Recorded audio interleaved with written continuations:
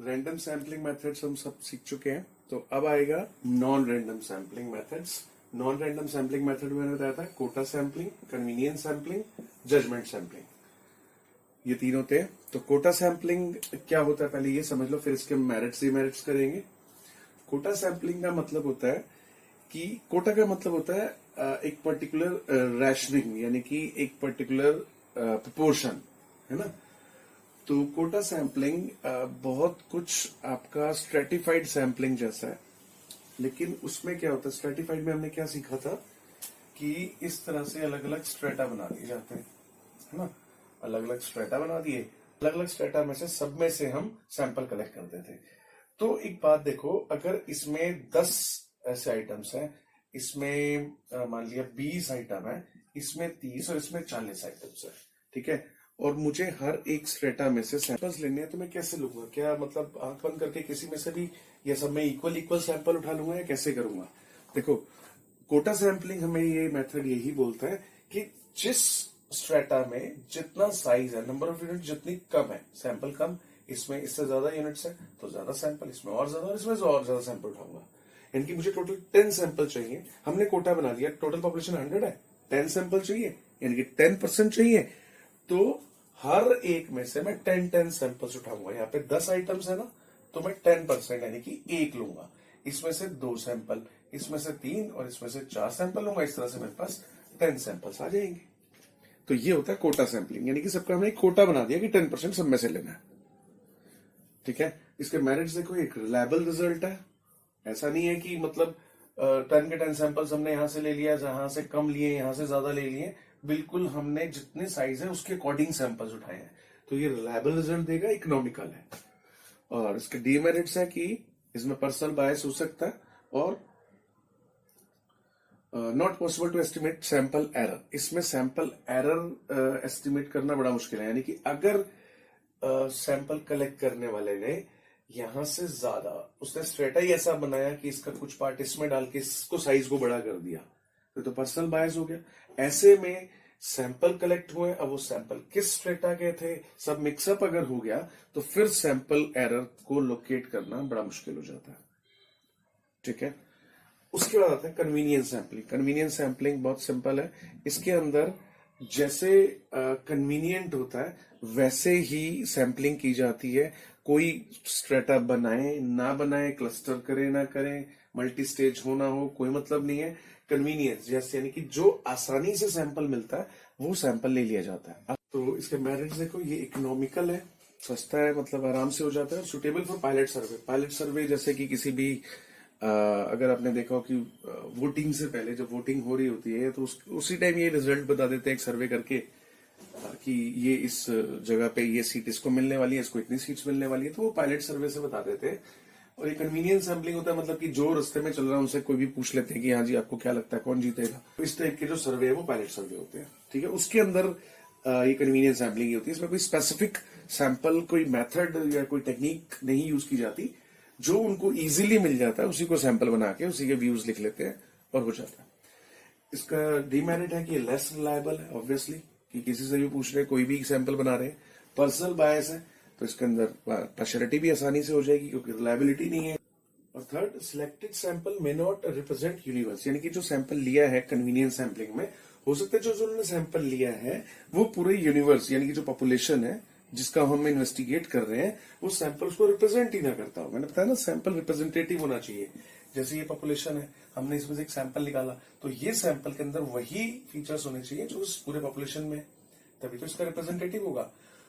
तो हो सकता है जो सैंपल ऐसा हमने लिया है वो यूनिवर्स को रिप्रेजेंट ही नहीं कर रहा, वो सैंपल ही गलत लिया है, ठीक है, तो फिर रिजल्ट्स ऑब्वियसली एक्यूरेट नहीं होंगे।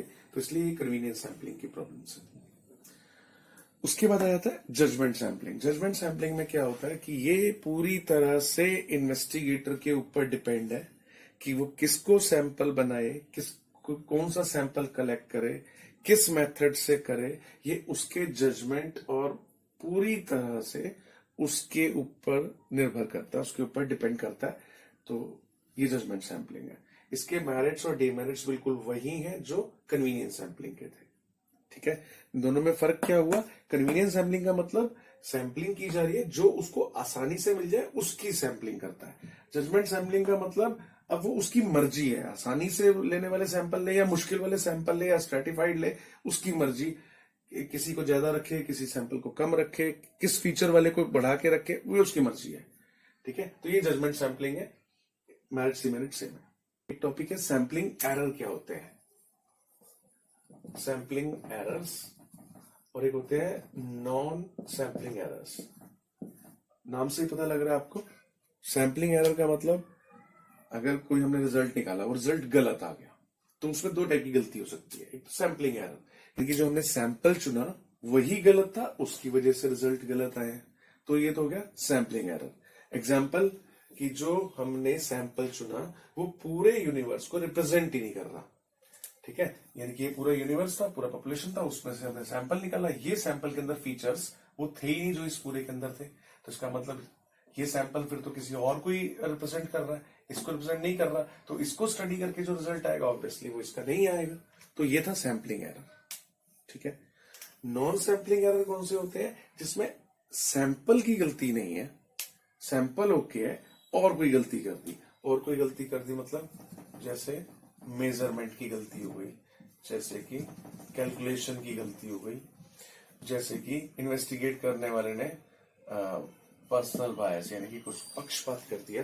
तो इस टाइप की जो गलतियां होती हैं रिजल्ट में, जो गलती हुई वो है नॉन सैंपलिंग एरर। इसमें एरर सैंपल की गलती नहीं है, मेजरमेंट यानी कि सैंपल लेना था 5 ml लिया 2 ml, मेजरमेंट में गड़बड़, कैलकुलेशन में गड़बड़, अगर किसी में कुछ कैलकुलेशन करनी थी तो कैलकुलेशन मिस्टेक हो गई तो रिजल्ट गलत आ गया, पर्सनल बायस पक्षपात कर दिया तो इसमें सैंपल की क्या गलती है। ठीक है, तो ये नॉन सैंपलिंग एरर्स, ये शॉर्ट क्वेश्चंस में आ जाते हैं। उसके बाद एक टॉपिक और भी है हमारा छोटा सा, वो है sources of secondary data. Secondary data हम कर चुके हैं, कौन सा होता है, प्राइमरी डेटा मैंने बताया था, वो डेटा जो इन्वेस्टिगेटर खुद कलेक्ट करता है, फ्रेश डेटा होता है, रिस्पोंडेंट से लेता है, इन्फॉर्मेंट से लेता है। और जो सेकेंडरी डेटा होता है वो कोई यूज्ड डेटा होता है, जो कहीं और से हमने, किसी और ने अपने पर्पस के लिए उसको कलेक्ट किया था, हम उससे उस यूज्ड डेटा को हम ले लेते हैं, तो वो सेकेंडरी डेटा हमारे लिए। तो ये सोर्सेज क्या है, कहां से आता है वो डेटा, तो इसके मेन है, एक तो पब्लिश्ड सोर्सेज है और एक अनपब्लिश्ड है। अनपब्लिश्ड सोर्सेज है, तो पब्लिश्ड सोर्सेज कहां कहां ये पब्लिश होता है, एग्जाम्पल लेता हूं मैं, जैसे government publications, government time to time मतलब गवर्नमेंट ने कुछ पब्लिश किया और वो जो पब्लिश किया वो हमने यूज कर लिया, वो पब्लिश डेटा हो गया ना, तो वो सेकेंडरी डेटा ही हुआ ना। जैसे कि गवर्नमेंट ने पब्लिश किया कि 130 करोड़ जनसंख्या है, ये मान लिया मैं अब कुछ रिपोर्ट लिख रहा हूँ, कुछ बना रहा हूँ, उसमें मैंने यूज किया कि 130 करोड़ भारत की जनसंख्या है। अब ये डेटा मेरे पास कहां से आया, मैंने तो नहीं गिना, ये किसने गिना, गवर्नमेंट ने। एक तो गवर्नमेंट ने पब्लिश किया होगा, गवर्नमेंट ने पब्लिकेशंस मीडिया में या कहीं भी न्यूज में या कहीं भी उसने गैजेट में दिया, तो मैंने वो यूज कर लिया। तो ये पब्लिश डेटा कहां से मिला, गवर्नमेंट पब्लिकेशन से मिल सकता है, और कहां से मिल सकता है, published by organisations, for example WHO, UNO, IMF, international monetary funds और वर्ल्ड बैंक। तो ये भी टाइम टू टाइम इकोनॉमी के ऊपर, वर्ल्ड के ऊपर डेटा देते रहते हैं, पब्लिश करते रहते हैं। तो इन ऑर्गेनाइजेशंस से जो डेटा आता है वो भी हमारे लिए सेकेंडरी डेटा है। और हमें कहां से मिलता है secondary data, semi official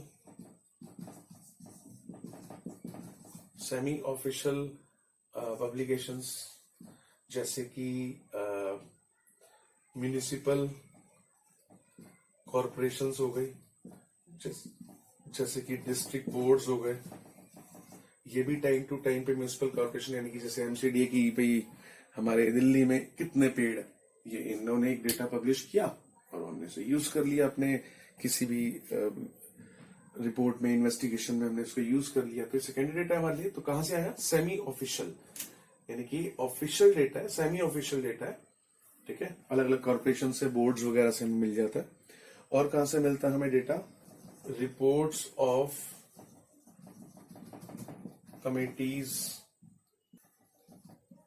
commissions, तो अलग अलग कमेटी बनाई जाती हैं, अलग अलग कमीशंस बनाए जाते हैं, तो उन कमेटीज कमीशन से भी वो भी time to time data publish करते रहते हैं और वो हमें डेटा मिल जाता है, सेकेंडरी डेटा।